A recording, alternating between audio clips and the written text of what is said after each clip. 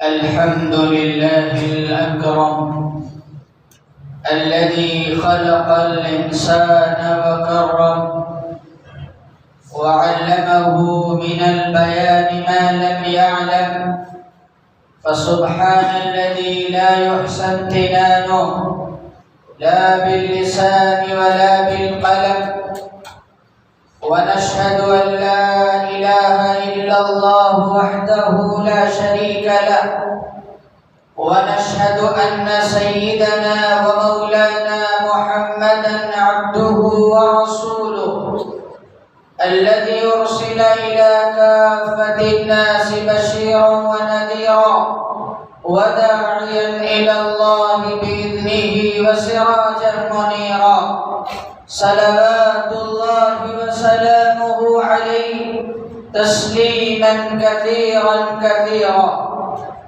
أما بعد، فأعوذ بالله من الشيطان الرجيم.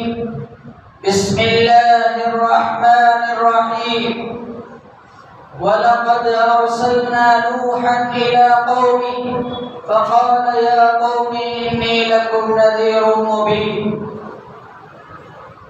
وقال النبي صلى الله عليه وسلم شيبتني هود، أو كما قال عليه الصلاة والسلام. صدق الله العلي العظيم وصدق رسوله النبي الكريم. سبحانك لا علم لنا إلا ما علمتنا إنك أنت العليم الحكيم. اللهم صل وسلم على سيدنا ومولانا محمد وبارك وسلم. بزرگان محترم، دینی اور ایمانی بھائیوں، اللہ رب العزت کا ہزارہ احسان و کرم ہے کہ اس نے ایمان جیسی عظیم نعمت ہم سبوں کو عطا فرمائی ہے. کروڑا درود و سلام ہو سرکار دو عالم صلی اللہ علیہ وسلم پر اور آپ کے آل و اصحاب پر، جنہوں نے ہر طرح کی قربانیاں دے کر مجھ تک اور آپ تک اس دین اسلام کو پہنچایا. قرآن کی ایک سورت ہے جس کا نام سورہ ہود ہے. اللہ کے نبی صلی اللہ علیہ وسلم فرماتے ہیں شیبتنی ہود، سورہ ہود نے مجھے بوڑھا کر دیا. اس سورہ میں کیا چیز کا تذکرہ ہے؟ آج آپ کے سامنے ان باتوں کو رکھنے کی کوشش کروں گا. اللہ تعالیٰ نے سورہ ہود میں ترتیب سے ایک ایک قوم کا تذکرہ کیا ہے اور ان کی برائیوں کا اور پھر ان پر آنے والے عذاب کا. اللہ تعالیٰ نے فرمایا، پہلے شروع کیا سورہ ہود اور اس میں ایمان والوں کو بتایا کہ یہ اللہ کی کتاب ہے جو اللہ کی طرف سے نازل کرتا ہے. یہ اللہ کی طرف سے قانون کے طور پر تمہارے اوپر نازل ہوا، تم اس پر ایمان بھی لاؤ اور اس کی تلاوت بھی کرو اور اس پر عمل بھی کرو. پھر اللہ تعالیٰ نے اس کے بعد والے رکوع میں انسان کو کہا لئن اذقنا، اگر ہم اسے پہنچاتے ہیں کوئی نعمت، اگر ہم انسان کو دیتے ہیں کوئی خوشحالی، کوئی نعمت میسر آ جائے، صحت کی نعمت ہے، جوانی کی نعمت ہے، مال کی نعمت ہے، طاقت کی نعمت ہے، منصب کی نعمت ہے، الگ الگ نعمتیں جب اسے دیتے ہیں تو انسان کو کرنا یہ چاہیے تھا کہ وہ اللہ کی شکر گزاری کرتا، اللہ کی نعمت کو اس کے حکموں کے مطابق استعمال کرتا، اللہ کی مرضیات پر ان نعمتوں کو خرچ کرتا. لیکن انسان ناشکری میں مبتلا ہو جاتا ہے اور وہ دولت اس کی عیاشی کا ذریعہ بن جاتی ہے، وہ طاقت اس کی عیاشی کا ذریعہ بن جاتی ہے، وہ جوانی اس کے گناہ کا ذریعہ بن جاتی ہے، وہ منصب و کرسی اس کے لیے گناہ کا ذریعہ بن جاتا ہے. تو اللہ رب العزت فرماتے ہیں پھر ہم اس سے وہ نعمت چھین لیتے ہیں. وَإِنَّهُ لَيَئُوسٌ كَفُورٌ، اور جب نعمت چھن جاتی ہے، جب دولت اس کے ہاتھ سے نکل جاتی ہے، جب کرسی اس کے ہاتھ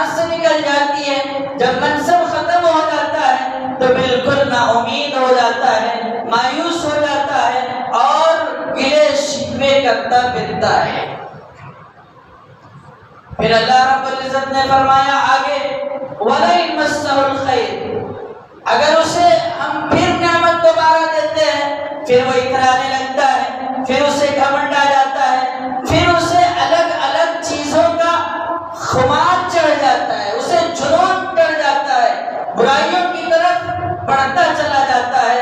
اللہ فرماتے ہیں آگے وَإِنَّ فِي ذَلِكَ لَآيَةً لِّلْمُؤْمِنِينَ، اے ایمان والو، اے قرآن پڑھنے والو، یہ قوموں کے واقعہ پڑھو تمہیں عبرت نظر آئے گا۔ اب اللہ رب العزت قوموں کا واقعہ شروع کرتے ہیں۔ وَلَقَدْ أَرْسَلْنَا نُوحًا إِلَىٰ قَوْمِهِ، نوح علیہ السلام نے اپنی قوم کو دعوت دی۔ کیا دعوت؟ یا قوم اعبدوا اللہ ما لکم من الہ غیرہ، اے لوگو اللہ کی عبادت کرو، تمہارے لیے اللہ کے علاوہ کوئی معبود نہیں، تم اللہ کی پرستش کرو، اللہ کے سامنے اپنے سر کو جھکاؤ، اللہ کو معبود بناؤ، قوموں کو نصیحت کرتے رہے۔ قرآن نے نوح علیہ السلام کے واقعات کو الگ الگ پاروں میں، الگ الگ صورتوں میں، الگ الگ طرز سے ذکر فرمایا۔ نوح علیہ السلام اپنی قوم کو بلاتے رہے، دن میں بھی، رات میں بھی، کھلم کھلا بھی، اندر روم میں بھی، لیکن قوم بالکل ہٹ دھر پہ رہی، نوح علیہ السلام کی بات مان کر نہیں دی۔ تو پھر کیا ہوا؟ نوح علیہ السلام کی قوم نے خود کہا اکثرت جدالنا فأتی بما تعدنا، بڑا ہو گیا تیری دعوت، بہت اپنے آپ کو دعوت والا بنتا ہے۔ اللہ کی قانون، اللہ کی قدرت یہ ہے جب اللہ اپنے قول کو، اپنی دعوت کو تمام کر دیتے ہیں، جب اللہ رب العزت اپنے قانون کو اپنے نبیوں کے ذریعے کھول کھول کر بیان کر دیتے ہیں اور پھر قومیں راہ راست پر نہیں آتی تو اللہ کا عذاب آتا ہے۔ تو انہوں نے کہا بہت تیرا ہو گیا، اب اللہ کا عذاب لا۔ نوح علیہ السلام اللہ رب العزت سے دعا، اے اللہ ربی لا تذر علی الارض، کسی کو بھی مت چھوڑیے۔ اللہ نے آپ کی دعوت صبح و شام، مجمع میں، تنہائی میں ہمیشہ دیتا رہا، ان کے اندر کوئی بھی تبدیلی نہیں آئی۔ اللہ تعالیٰ نے عذاب کا سلسلہ شروع کیا اور نوح علیہ السلام کو کہا وَاصْنَعِ الْفُلْكَ بِأَعْيُنِنَا، آپ ایک کشتی بنائیں۔ جب کشتی بننی شروع ہوئی تو قوم کو ڈرنا چاہیے، اللہ کی طرف رجوع ہونا چاہیے، لیکن وہ مذاق شروع کر دیا۔ ارے یہ کشتی کہاں چلے گی؟ یہ ریت پر چلے گی، یہ خشکی پر چلے گی، کشتی کا کیا ہوگا؟ الگ الگ تانے کسنے لگے۔ نوح علیہ السلام کو اللہ رب العزت نے کہا آج یہ آپ کا مذاق اڑا رہے ہیں، ایک دن آئے گا کہ آپ لوگ، مومن لوگ، ان کا مذاق اڑائیں۔ بے شمار دور سے گزرے وہ تفصیل قرآن میں نہیں ہے، کیسے ہوا، اس کو گندگی کی اور پھر اسے کیا کیا، یہ تفصیل قرآن نے ذکر نہیں کیا۔ اللہ رب العزت نے پانی کا عذاب اتارا، زمین سے پانی، آسمان سے پانی، پوری دنیا پانی سے بھر گئی۔ اللہ رب العزت نے اب کہا کہ جو ایمان والے ہیں وہ اس کشتی میں سوار ہو جائیں، جو نوح علیہ السلام کو ماننے والے ہیں وہ اس کشتی میں بیٹھ جائیں اور اپنی جان کو بچا لیں۔ اللہ رب العزت نے انہی کی جان بچائی جو نوح علیہ السلام کی دعوت کے ساتھ، جو نوح علیہ السلام کے پیغام کے ساتھ، جو اللہ رب العزت کی عبادت کے ساتھ اس زمین پر رہے، اللہ نے ان کی حفاظت فرمائی۔ اے ایمان والے بھائیوں، اے مسلمانوں، جو قوم، ہم مسلمان اگر اللہ کے قانون پر، اللہ کی بھیجی ہوئی دعوت پر، اللہ کے نبی محمد رسول اللہ صلی اللہ علیہ وسلم کی سنت اور شریعت پر اگر اس زمین پر قائم رہے تو یہ سنت، یہ شریعت، یہ قرآن ہمارے لیے وہ کشتی نوح کی طرح حفاظت کرے گا۔ نوح علیہ السلام پانی کا سیلاب کتنا آیا، پوری دنیا میں پانی اور وہاں قوموں کو سوار کر کے خود نوح علیہ السلام کا بیٹا قرآن نے اس کو بھی تذکرہ کیا، یا بنی ارکب معنا، اے میرے بیٹے آ جا، یہ کشتی میں سوار ہو جا۔ لیکن بیٹے نے کہا نہیں، سآوی الی جبل یعصمنی، ابو جان کوئی پہاڑ آئے گا میں اس پر چڑھ کے اپنی جان بچا لوں گا۔ لیکن اللہ رب العزت کا جب قہر آتا ہے، اللہ کا جب عذاب آتا ہے، اللہ کی جب پکڑ آتی ہے، تو اس پکڑ سے، اس عذاب سے کوئی طاقت کے بل بوتے پر، کوئی حکومت کے بل بوتے پر، کوئی جسمانی طاقت کے بل بوتے پر نہیں بچ سکتا ہے۔ اللہ کے قہر اور اللہ کا عذاب جب آیا تو قوم نوح پوری ڈوب گئی۔ پھر اللہ رب العزت نے دوسری قوم کا تذکرہ فرمایا، وَأَرْسَلْنَا إِلَىٰ عَادٍ أَخُوهُمْ هُودًا، اللہ تعالیٰ نے قوم عاد کی طرف ہود علیہ السلام کو بھیجا۔ انہوں نے بھی یہی کہا، یا قوم اعبدوا اللہ ما لکم من الہ غیرہ، اے لوگو اللہ کی عبادت کرو، اللہ کے علاوہ کوئی معبود نہیں۔ اے لوگو اپنی زندگیوں کو اچھی بناؤ، اللہ کے احکام کے مطابق زندگیاں گزارو، ان کے اندر جو برائیاں تھیں ان برائیوں کو روکا اور ٹوکا۔ قوم عاد نے بھی ہود علیہ السلام کے خلاف آوازیں کسی، اللہ کے عذاب کو لانے کی دعوت دینی شروع کی۔ اللہ تعالیٰ نے قوم عاد پر بھی عذاب بھیجا۔ پھر اللہ رب العزت نے تیسری قوم وَإِلَىٰ، اللہ رب العزت نے فرمایا وَإِلَىٰ ثَمُودَ أَخَاهُمْ صَالِحًا، اور قوم سمود کی طرف نبی صالح علیہ السلام کو بھیجا۔ انہوں نے بھی قوم کو کہا کہ میری قوم برائیاں مت کرو، ان کے اندر جو برائیاں تھیں اس کا تذکرہ قرآن میں ہے، میں صرف مختصر بتا رہا ہوں کہ اللہ کے نبی صلی اللہ علیہ وسلم نے کہا تھا کیوں شیبتنی ہود، کہ سورہ ہود نے مجھے پورا کر دیا، اس لیے کہ سورہ ہود نے یہ پیغام دیا ہے کہ جن قوموں پر، جن لوگوں پر، جن بستیوں پر، جن گھروں تک اللہ کی دین کی دعوت مکمل ہو جاتی ہے، جن لوگوں تک اللہ کا نظام پہنچ جاتا ہے، جن لوگوں تک اللہ کا قانون پہنچ جاتا ہے، اور پھر بھی ہر دھرمی کرتے ہوئے اللہ کے قانون سے روگردانی کرتے ہیں، تو اللہ کا عذاب ان پر آتا ہے۔ یہ قوموں کا تذکرہ ہے۔ صالح علیہ السلام نے کہا میری قوم آپ لوگ اللہ کی طرف آؤ۔ قوم نے الٹا صالح علیہ السلام کو کہا ارے پہلے تو آپ بہت اچھے تھے، یہ کیا دعوت کا لے کر اٹھ کر کھڑے ہو جا رہے ہو، اچھے پڑھے لکھے انسان تھے، سمجھدار تھے، یہ کیا دعوت لے کر آ رہے ہو؟ الصلاۃ تأمرنا، تمہاری نمازیں ہمیں حکم دیتی ہیں کہ ہم اپنے معبود کو چھوڑ دیں، ہم ناپ تول میں کمی چھوڑ دیں۔ ان کی بیماری تھی، وہ ناپ تول میں کمی کیا کرتے تھے۔ اللہ رب العزت نے انہیں بھی عذاب بھیجا، الگ الگ عذاب ہے، کسی پر پانی کا عذاب آیا، کسی پر آسمان سے آگ کی برسات ہوئی، کسی پر چیخیں آئیں، کسی پر ہوائیں آئیں، الگ الگ انجام اللہ رب العزت نے ان قوموں کو پہنچا دیا جو قومیں دعوت پہنچنے کے بعد بھی، اللہ کی کھلی ہوئی کتاب پہنچنے کے بعد بھی، نبیوں کے ذریعے اللہ کے قانون فطرت جو تھا وہ پہنچنے کے بعد بھی روگردانی کی۔ اللہ نے ان کو اس دنیا میں عذاب دیا۔ تو قوم نوح بھی ختم، قوم عاد بھی ختم، قوم سمود بھی ختم۔ پھر آگے اللہ نے چوتھی قوم وَإِلَىٰ مَدْيَنَ أَخَاهُمْ شُعَيْبًا، قوم مدین کے لوگوں کی طرف اللہ تعالیٰ نے شعیب علیہ السلام کو بھیجا۔ شعیب علیہ السلام نے بھی اپنی قوم کو یہی تلقین کی کہ اللہ کی ایک عبادت کرو، اللہ کے قانون پر اپنی زندگی کو چلاؤ، اللہ کی دی ہوئی نعمتوں کو صحیح استعمال کرو، اللہ کی دی ہوئی طاقتوں کا غلط استعمال مت کرو، اللہ کی دی ہوئی نعمتوں کا غلط استعمال نہ کرو۔ لیکن قوم نے مان کر نہیں دیا، اللہ تعالیٰ نے ان کی بھی پکڑ فرمائی۔ پھر اللہ نے 5ویں قوم کا تذکرہ فرمایا۔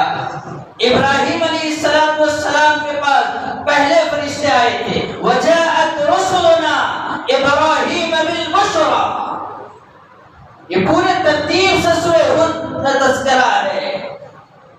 ابراہیم علیہ السلام کے پاس فرشتوں کی ایک جماعت آئی، اچھی صحیح بات ہے، نوری مخلوق، بالکل اچھے کپڑے، اچھے لباس، اچھی شکل، اچھی پہچان کے ساتھ ابراہیم علیہ السلام نے دیکھا کہ یہ انسان ہوں گے، ہو سکتا ہے مہمان اجنبی ہوں گے، فوراً انہوں نے بھنا ہوا گوشت نے پیش کیا، مہمان نوازی کی، لیکن جب رکھا گوشت کوئی کھا نہیں رہا ہے، اس وقت ابراہیم علیہ السلام کو ڈر سا ہوا، پتہ نہیں یہ کون سی مخلوق ہے۔ انہوں نے کہا اِنَّا اُرْسِلْنَا إِلَىٰ لُوطٍ، ہم لوط علیہ السلام کی قوم کی طرف بھیجے ہیں۔ لوط علیہ السلام اپنی قوم کو دعوت دیتے رہے، برائیوں سے بچاتے رہے، قوم جنس پرستی کی بیماری ان کے اندر تھی، ان بیماریوں سے انہیں بچاتے رہے، کہتے رہے، لیکن وہ لوگ الٹا لوط علیہ السلام کو یہاں تک کہا اگر تم نہیں باز آؤ گے تو ہم تمہیں بستی سے نکال دیں گے۔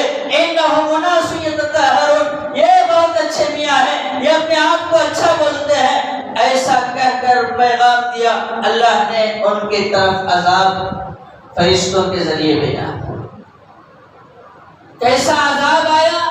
الگ الگ قوموں پر میں بتا رہا ہوں، الگ الگ عذاب اللہ نے بھیجا۔ قوم لوط کو فرشتوں کے ذریعے اوپر لے جایا گیا بستی کو، پھر پلٹ دیا گیا، وَأَمْطَرْنَا عَلَيْهِمْ حِجَارَةً، پتھروں کی برسات آئی، پوری قوم تباہ ہو گئی۔ پھر اس کے بعد اللہ رب العزت نے فرمایا موسیٰ علیہ السلام، بنی اسرائیل کا تذکرہ، بنی اسرائیل کا تذکرہ بہت تفصیل سے کیا۔ کیوں؟ بنی اسرائیل پر اللہ کی بہت نعمتیں آئیں، اتنی نعمتیں من و سلوہ ان پر اترتی، من و سلوہ کھانے کی چیزیں، انہیں باہر جا کر کمانے کی ضرورت نہیں، وہ میدان تیم میں تھے، وہیں پہ کھانا آتا۔ کیا تھا من و سلوہ؟ مفسرین نے لکھا ہے شہد کی طرح کوئی میٹھی چیز آتی، بٹیر آتا، پرندے آتے، اسے اٹھا کر کھا لیتے۔ اللہ رب العزت نے انہیں اتنا انعام دیا، لیکن انہوں نے اللہ کی نعمت کی ناشکری کیسے کی؟ موسیٰ علیہ السلام کو کہا موسیٰ آپ ہمارے نبی ہو، ہم ایک کھانا کھا کے رہنے والے نہیں ہیں، ہمیں ایسی جگہ دکھاؤ، ایسی بستی دکھاؤ کہ ہم وہاں جائیں، پیاز کھائیں، لہسن کھائیں، ترکاریاں چاہیے، ککڑی چاہیے، الگ الگ چیزیں۔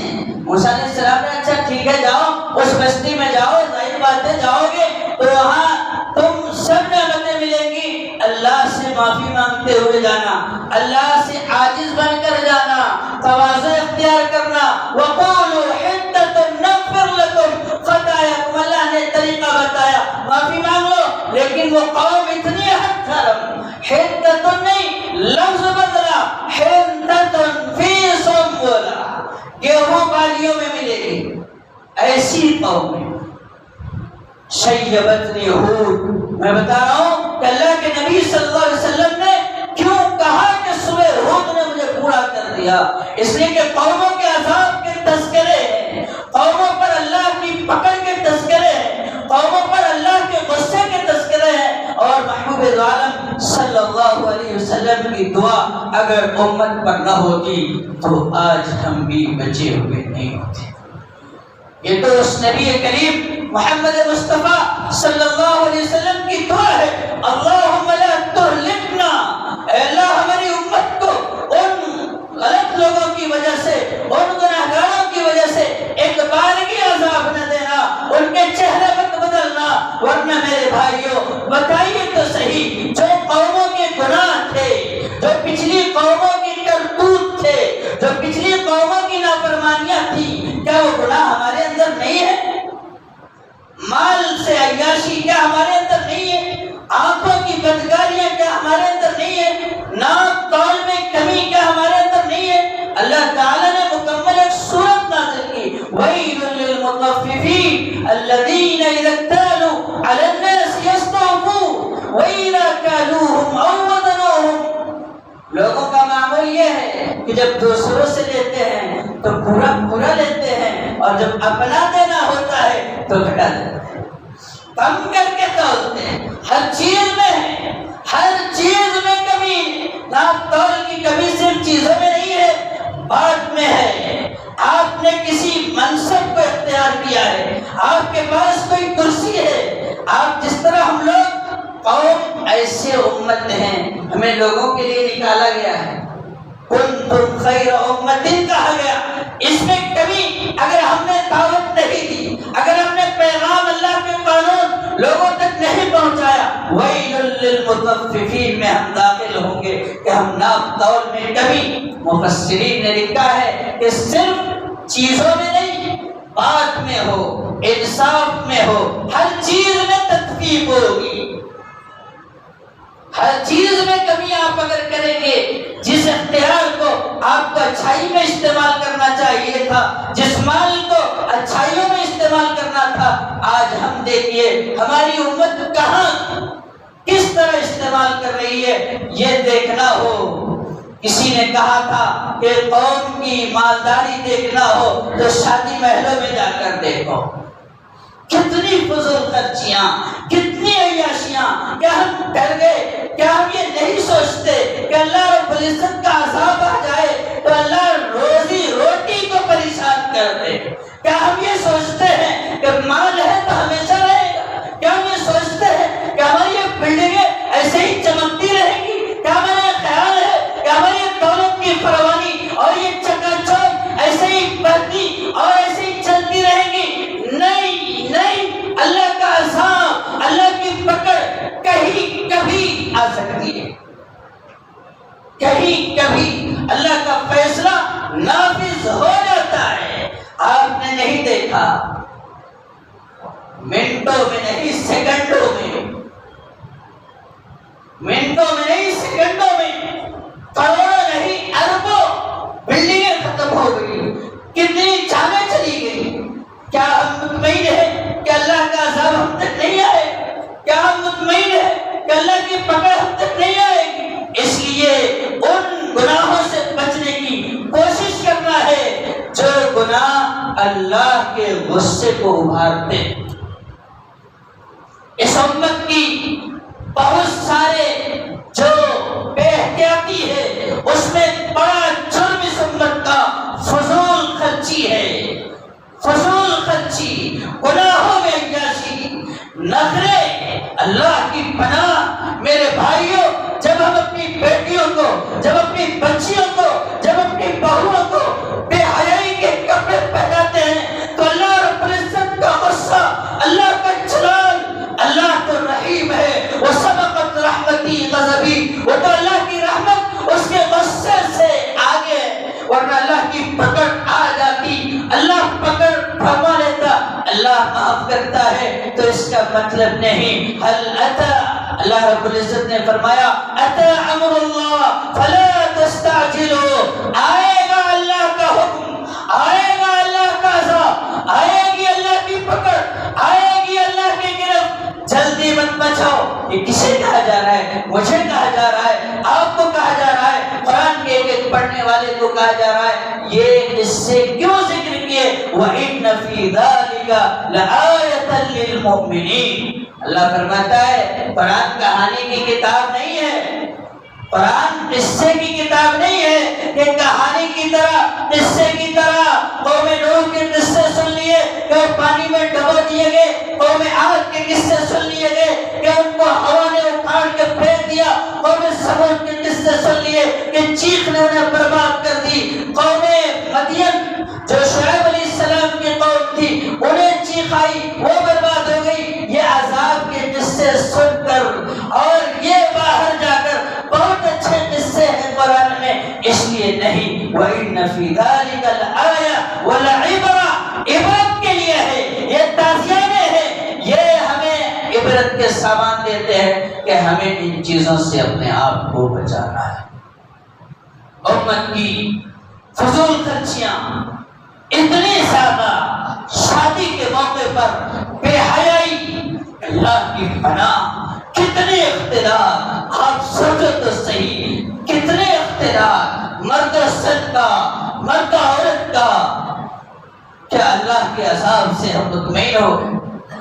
فضول خرچیاں اسی طرح، ضیاء، کھانے کی بربادی کتنی، نعمت کی ناقدری کتنی، کتنے کھانے نالیوں میں پھینکے جاتے ہیں، کتنے کھانے گندگی میں پھینکے جاتے ہیں، کتنے کھانے ضائع ہوتے ہیں۔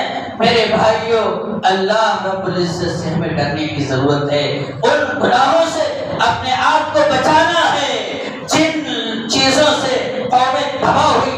وہ قومیں ایسا نہیں تھا کہ ان کے پاس طاقت نہیں تھی، ان کے پاس قوت نہیں تھی، ایسا نہیں، ان کے پاس بھی اچھی طاقت تھی، وہ اتنے قوت والے تھے، اتنی طاقت والے تھے کہ اللہ تعالیٰ نے فرمایا ان کے جیسا کسی کو نے بنایا ہی نہیں، اتنے ہٹے کٹے، اتنے بڑے لمبے، لیکن اللہ تعالیٰ کے عذاب کو برداشت نہیں کر پائے۔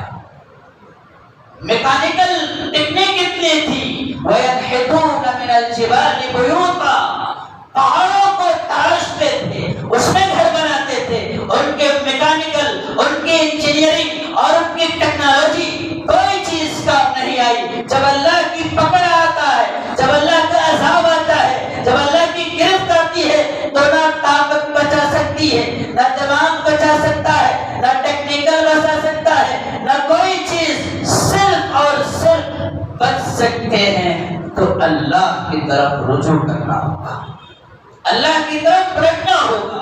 اللہ تعالیٰ نے اس سے پہلے والی سورہ یونس میں اس کا تذکرہ فرمایا کہ یونس علیہ السلام نے اپنے قوم کو بہت دعوت دی، قوم نے نہیں مانا، یونس علیہ السلام غصہ ہو گئے، اللہ نے نہیں کہا تھا ہجرت کرنے کو، لیکن وہ چلے گئے غصے میں کہ میں قوم کو سمجھا رہا ہوں، وہ سمجھ نہیں رہی ہے۔ وہ کشتی میں گئے، وہ تمام واقعہ ہوا، کشتی ڈوبنے کے قریب آئی، یونس علیہ السلام نے چھلانگ لگائی، مچھلی نے ان کو اپنے پیٹ میں رکھا۔ یہ سب واقعہ کس لیے ہے؟ ابھی ہم سوچیں کہ آخر ایک بار نہیں، قرآن میں بار بار بنی اسرائیل، موسیٰ علیہ السلام کا قول کا تذکرہ بار بار کہا گیا، بار بار ذکر کیا گیا۔ کیوں؟ وہ عادتیں، وہ فطرتیں ہم اپنے اندر پیدا نہ کریں۔ بنی اسرائیل کو موسیٰ علیہ السلام نے کہا حدۃ نغفر لکم خطایاکم، یہ کہتے ہوئے جائے اللہ معاف کر دو، اے اللہ ہم نے غلطی کی ہے ختم کر دو، لیکن انہوں نے لفظ بدلا۔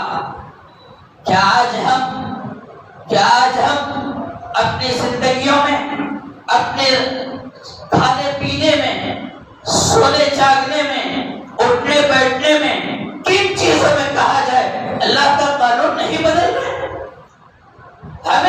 ہم لوگ اس کو بڑا اور پتہ نہیں کیا سمجھتے ہیں، جو ٹیبل پر کھائے، جس کے ٹیبل اچھے بڑے ہوں، اور ہم لوگ ہزاروں روپے اس پر خرچ کرتے ہیں۔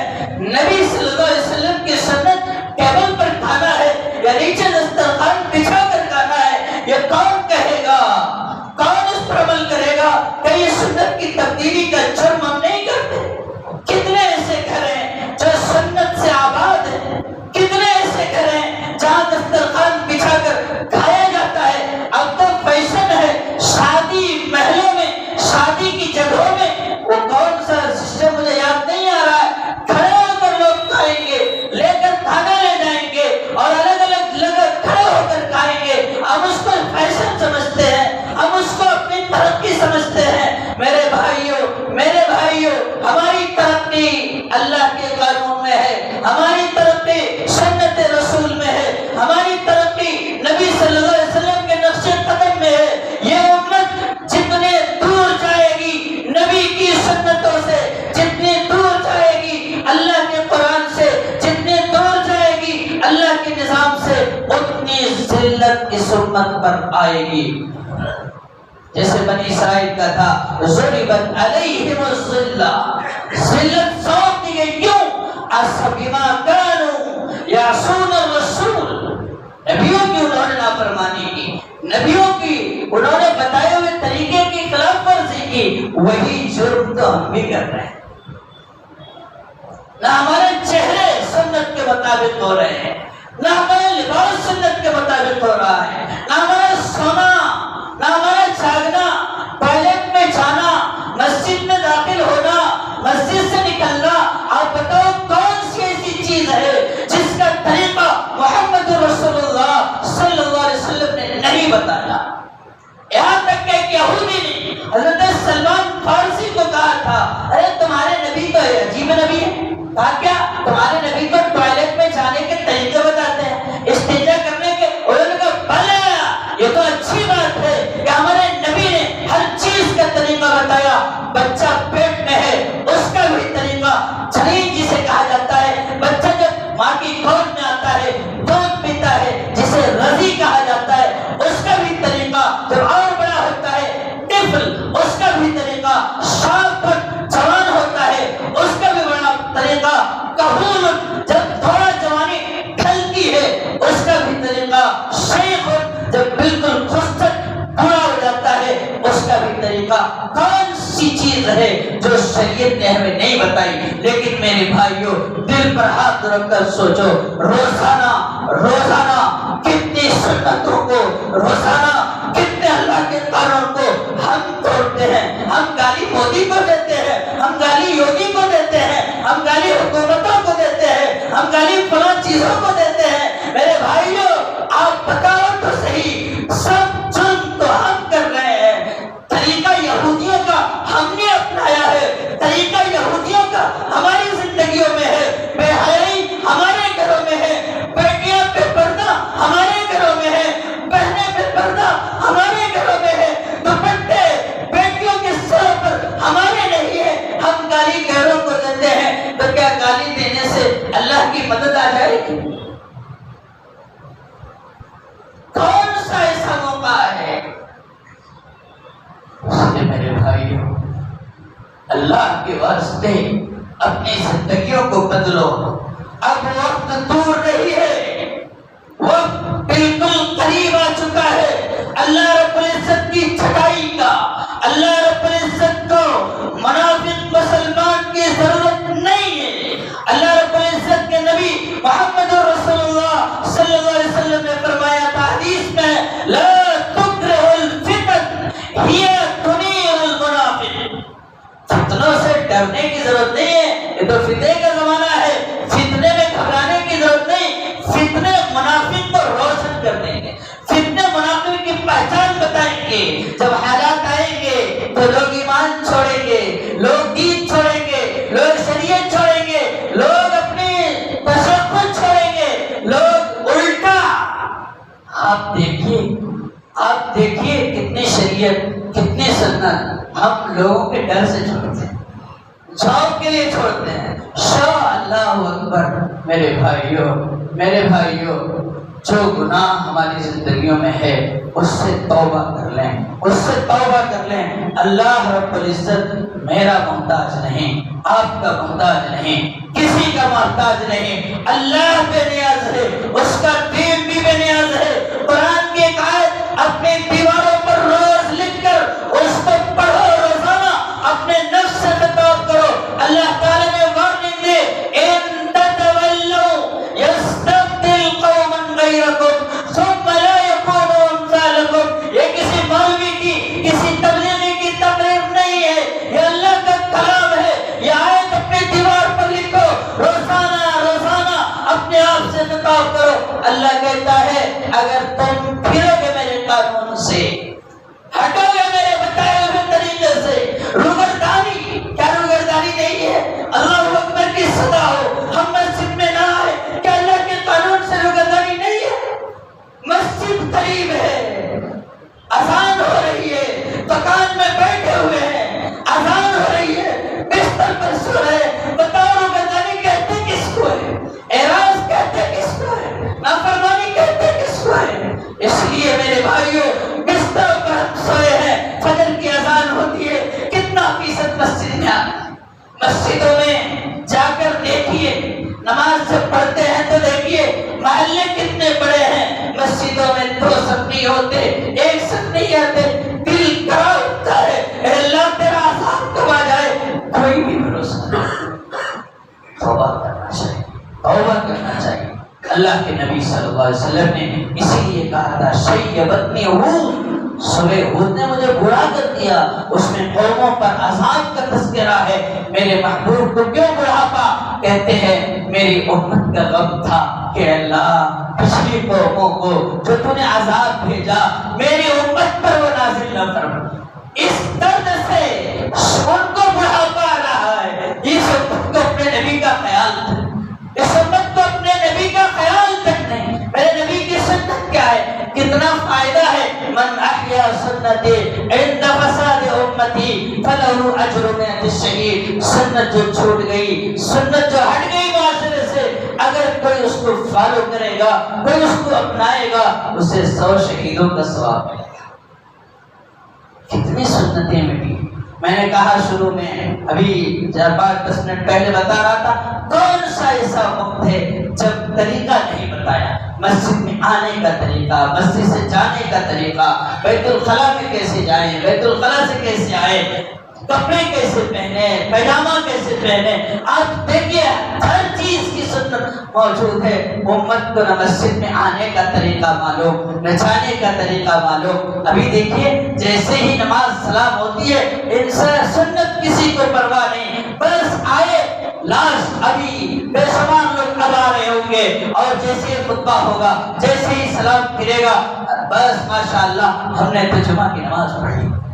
کس کو دھوکہ دے رہے ہیں، کسے دھوکہ دیا جا رہا ہے؟ کیا اللہ رب العزت دھوکہ کر رہا ہے؟ کیا اللہ رب العزت کو ہم لوگ دھوکہ دے رہے ہیں؟ نہیں نہیں، اللہ رب العزت کے دین کی طرف تو وہ لوگ آ رہے ہیں جو کٹر دین کے مخالف تھے۔ روزانہ پڑھیے، اللہ کے دین میں لوگ آ رہے ہیں اور ان کا ایمان، ان کا دین، ان پر قرآن کی محبت مضبوط سے مضبوط تر ہے، اور یہ ہوتا چلا جائے گا۔ اللہ تعالیٰ کا نظام ہے، جو قومیں، جو جماعتیں، جو گروہیں، جو بستیاں، جو محلے دعوت آنے کے بعد بھی اپنی زندگی کو بدلے گی نہیں، اللہ یا تو انہیں بدل دے گا یا تو زمین سے انہیں مٹا دے گا۔ یا اللہ کا قانون کھلی ہوئی کتاب کی طرف قرآن میں ہے، محمد رسول اللہ صلی اللہ علیہ وسلم کی ہم امت ہیں۔ اس لیے میرے بھائیوں، ان برائیوں سے بچنے کی کوشش کرو جو ہمارے اندر آ گئی ہے۔